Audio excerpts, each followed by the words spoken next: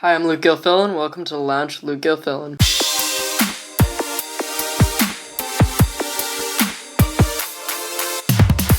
Hello and welcome back to the Lounge with Luke Gilfillan. Today we got a couple things or actually just one thing to go over, but I'll probably end up talking about it for a really long time. So, essentially today at the school, this is probably one of the bigger news stories of the year. You may remember last year, today, um, a group of students protested the death of Trayvon Martin. They walked out of school in the middle of the day, and then they walked over to, I believe it was Julian, but it might have been Brooks Middle School, in which they joined a bunch of middle schoolers who were also walking out of their school, and they had a protest. We actually talked to a couple of kids that went to that protest. If you go to an interview, probably February 28th of last year, you can find interviews with that where we talked to kids that were at the protest and we talked to them about why they were there. It's a great interview. You should actually go back and look at those. So either way, another protest happened today that was sort of along the same lines, but not entirely. It wasn't specifically about Trayvon Martin, but it was supposed to like commemorate the anniversary of their protest and the Trayvon Martin death, which happened on February 26th. So, the thing I'm using for this article is Michael Romaine, Wednesday Journal. He does a lot of the reporting on like the student protests and really all the big news that comes out of the high school. A group of roughly 40 protesters, so there's about 40 of them, so it's not a large crowd, but there's about 2 classes full of them. That's a group that would probably fill up like half a block if they were to walk a 2-person line. So this is a decent number. A group of roughly 40 protesters, most of them high school students, so not all of them were high school students, but a large portion of them were. They staged a peaceful sit-in at the Oak Park Village Hall at 123rd Madison Street on the afternoon of February 26th, after marching out of the high school that morning. So there was a walkout this morning where a bunch of students walked out. They were commemorating the 8th anniversary of the death of Trayvon Martin in Florida, as well as other black and brown individuals killed unjustly. The man accused of killing Martin, George Zimmerman, controversially was acquitted of murder. Wednesday's march was a reprisal of a similar Martin commemoration march that held for the first time on the same day last year. Antonin Ford, who I believe they interviewed for the article about the other march. Antonin Ford, I remember that name. He was the organizer of both marches. Said that he and his peers had 4 specific demands that they presented to village officials. They want the village of Oak Park to relocate resources currently earmarked for police to other purposes. They want the village to adopt another racial equity policy. They want Oak Park police officers to be removed from the high school, and Oak Park to declare a day of recognition for Trayvon Martin and other minorities like him who have been killed unjustly. When asked to specify which resources he and his peers want relocating, Ford said the department should reconsider spending money to renovate and expand its current police station underneath Village Hall. So, I believe like last week, the district announced, or not the district, the village announced plans to upgrade the police station, which is right now in like the basement of the Village Hall. Apparently it's all like cramped and overcrowded, and they said it doesn't make a good work environment. The plan would cost upwards of $30 million. It's already costed about $300,000 just to get the evaluation for the police station relocation. If there's one thing about Oak Park, they are very good at spending money and even better at collecting it. So, they need to put that money towards things like housing for single mothers, Ford said, so he wants housing to be prioritized over the resources used for policing.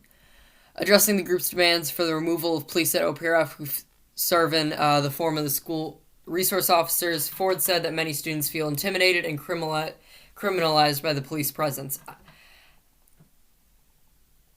I don't really remember an incident where a school resource officer at our school has ever like arrested someone, and I really don't understand where this fear of criminalization is. They really just stand around waiting for something to happen, and luckily, thank God, nothing ever does. And I think that the negative messages that are perpetrated by the media is sort of grinning up these negative perceptions that these students have around that. District 200 said the Village of Oak Park maintain a SRO, or School Resource Officer program, jointly through an intergovernmental agreement with District 200, paying their village roughly $155,000 to operate the program in the 2019 to 2020 school year. Community members, along with officials from District 200 and the village, have expressed concerns about the presence of the officers who have been inside of the high school since 1999 after the Columbine High School shooting, which is exactly why they should be there in case something like that happened. I remember last year around November there was a student that was caught flashing a gun on school property to someone like as a threat and whatever, and I think that's exactly why you need these officers there, because let's say this kid went into a fit of rage and he used that gun which he had snuck into the school to harm someone. You need that resource officer to be there within a lot less than 11 minutes, which is the standard police response time. And I really think that the $155,000 is worth the cost, and I'm not sure where these students are feeling the sense of criminalization when the school resource officer has not really done anything other than stop that or arrest that guy that brought that gun on to school property last year. Otherwise, he hasn't really done anything, but you need him there in case something does end up happening. Both boards took steps earlier this month indicating that more comprehensive action on the school resource officer program could be taken in the future. The group of protesters sat inside of the main floor of the village hall for most of the afternoon, demanding to talk to Oak Park Mayor Anan Abu Taleb, who was not present in the building. The students wanted the mayor to sign a form that included their list of demands. I really think that these people are picking fights with the, not literal fights, with the wrong people. I mean, you remember last year they staged a sit-in inside of, I'm not sure these are the exact same people, but I'm sure a lot of them are crossover. They staged a sit-in inside of Joylyn Pruitt-Adams, who is our superintendent's office, and I don't know what their demands were. I think they were, I'll have to look back into that, but they were demanding like more action on stuff. And maybe you do have, maybe the village should recognize like the victims of police brutality over America's 200-year history. Maybe we should have a national holiday. Maybe we could have that instead of Pulaski. Well, I want Pulaski Day. Maybe we could replace Columbus Day with that. Yeah, maybe we could replace Columbus Day with that. I'd be fine with that. But I think that school resource officer needs to stay. It's one of the best things for school safety. The fact is that our security guards, they're great, but in case of there's like a big event, like let's say someone brings a weapon to school, you're going to need an armed security guard like a school resource officer to be there. And I think our school is much safer with them around and would be a lot less safe without them. Pavlikets said that she explained to the president. So yeah, the mayor was not in the village hall when they came. He doesn't have an office. That's good to know. I was wondering if he just sat in his office all day. The mayor could not be immediately reached for comment. Of course, the mayor will, in his usual tone, probably write a letter to the Wednesday Journal to which 5 people in the community will read and agree with him, and then no one else will read. So,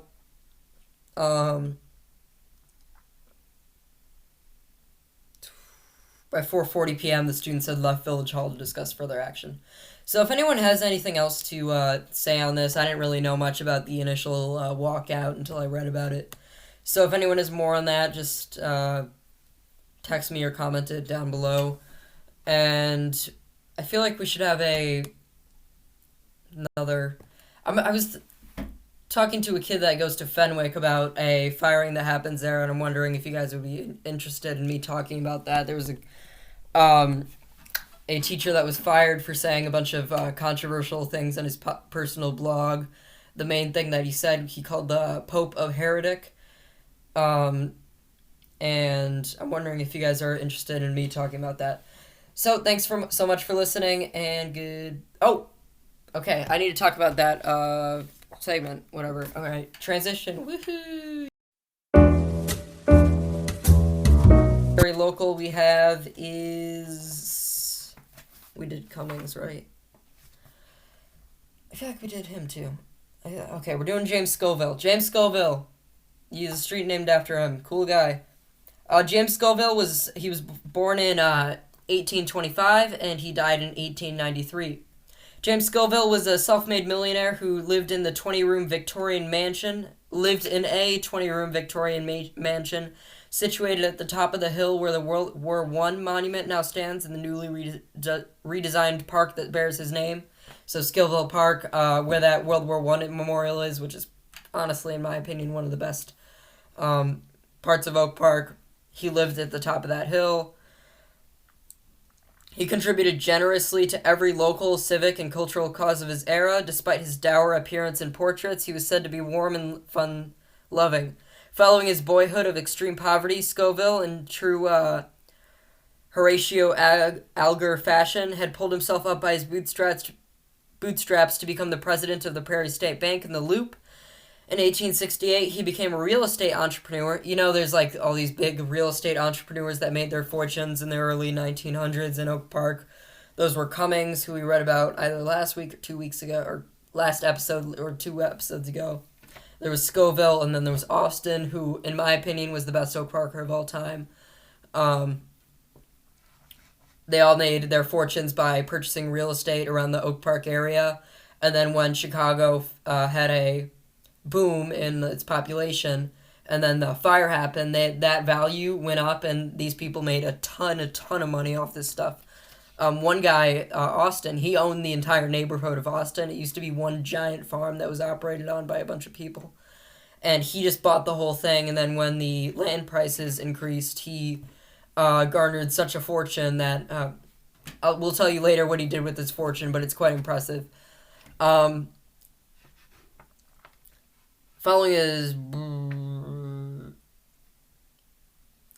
In 1868, he became a real estate entrepreneur by purchasing and developing much of the Ridgeland zone that is now eastern Oak Park. He supervised every details of his subdivisions, from laying out the streets, sewers, and sidewalks to planting the trees. But Scoville is best remembered for his 1886 gift to the community of a library, a Romanesque, castle-like structure that has become a cultural hub of Oak Park. Seen in 1828, the building was demolished and replaced in the 1860s. The third and current library, a popular hub of the community, was erected on the site in 2003. So he single-handedly donated the Oak Park Community Library off the fortune from his real estate. So, thank you, Scoville, for that library. It's pretty great. I book a room there every now and then for a podcast. So thank you, Scoville. Thank you so much for listening, and goodbye.